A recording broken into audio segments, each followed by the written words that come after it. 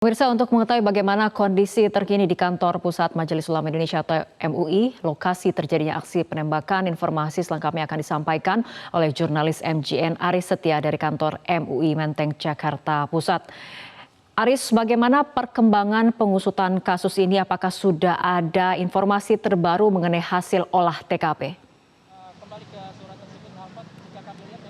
Ya, Fitri, 4 jam sudah berlalu usai insiden penembakan yang terjadi pada pukul 11:24 waktu Indonesia Barat. Saat ini kami awak media masih terus menantikan bagaimana update perkembangan terkait dengan insiden penembakan yang dilakukan oleh pelaku atas nama Mustafa asal Lampung. Terakhir tadi sekitar pukul 15 waktu Indonesia Barat, Ketua MUI Bidang Fatwa Asrorun Niam meninggalkan kantor MUI sesaat setelah memberikan pernyataan terkait dengan insiden pada hari ini. Dan juga pihak kepolisian juga sampai dengan saat ini belum memberikan keterangan lebih lanjut terkait dengan hasil olah TKP yang dilakukan tadi di kantor pusat MUI ini. Dan informasi terakhir terkait dengan insiden ini bahwa disampaikan 2 korban dalam insiden ini atas nama Bambang maupun Tri saat ini tengah dalam proses perawatan di 2 rumah sakit yang berbeda. Tadi korban atas nama Tri sempat disampaikan oleh Asrorun Niam bahwa mendapat penanganan pengobatan yang ini berupa jahitan di sejumlah bagian tubuh. Dan untuk korban bernama Bambang, ini informasi terakhir tengah dilakukan visum oleh petugas kesehatan. Dan selain itu juga disampaikan bahwa memang ada beberapa bukti dokumen yang ditemukan oleh pihak kepolisian serta pihak MUI pasca kejadian penembakan yang berlangsung pukul 11:24 waktu Indonesia Barat. Ada 2 dokumen ataupun surat keterangan tadi yang sempat ditunjukkan. Yang pertama adalah surat yang berisikan tentang ancaman dengan judul Sumpah yang Kedua. Dalam surat tersebut dijelaskan bahwa ada keinginan dari sang pembuat surat, yakni Mustafa, untuk bisa mempertemukan begitu dengan beberapa pejabat ataupun juga dari pengurus MUI. Dan juga ada keinginan dari pemohon, yakni Mustafa, untuk dihukum ataupun ditembak mati.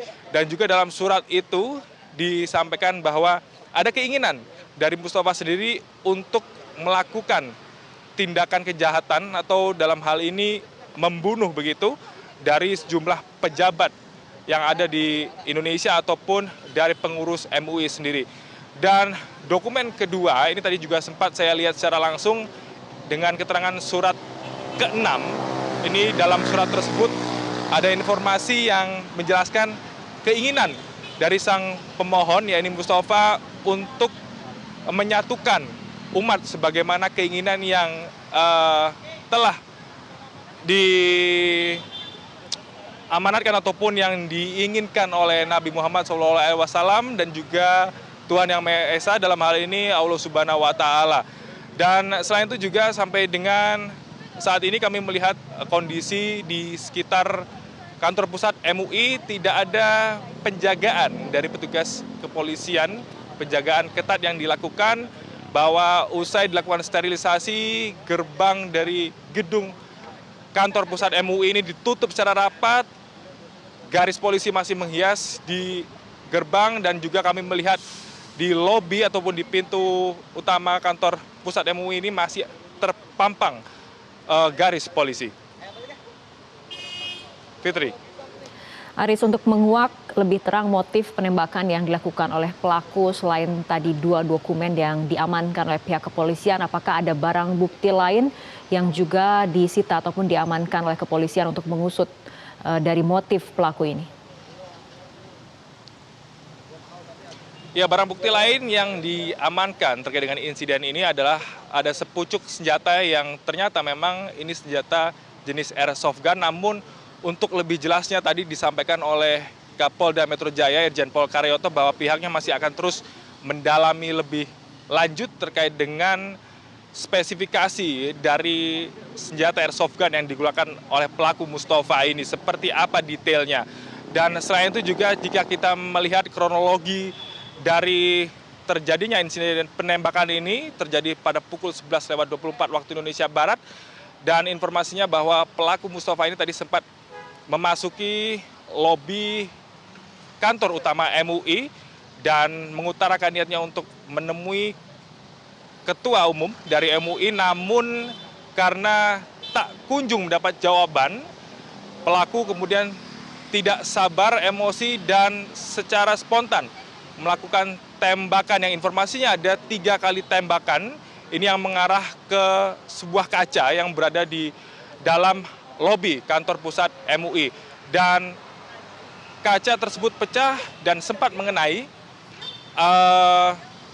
petugas ataupun resepsionis yang berada di kantor pusat MUI, yaitu Bambang, dan juga satu korban lagi atas nama Tri. Dan kemudian tak berapa lama petugas di kantor MUI pusat ini mengejar Mustafa, sang pelaku. Ketika ditangkap, Mustafa kemudian pingsan dan sempat dibawa ke kantor polisi, dan guna memastikan kondisinya lebih lanjut, sang pelaku Mustafa dibawa ke Puskesmas Menteng, dan ternyata dinyatakan oleh pihak Puskesmas, dalam hal ini dokter, bahwa pelaku Mustafa sudah dinyatakan meninggal dunia. Sampai dengan saat ini kami belum mendapatkan informasi terkait dengan kondisi terkini dari pelaku.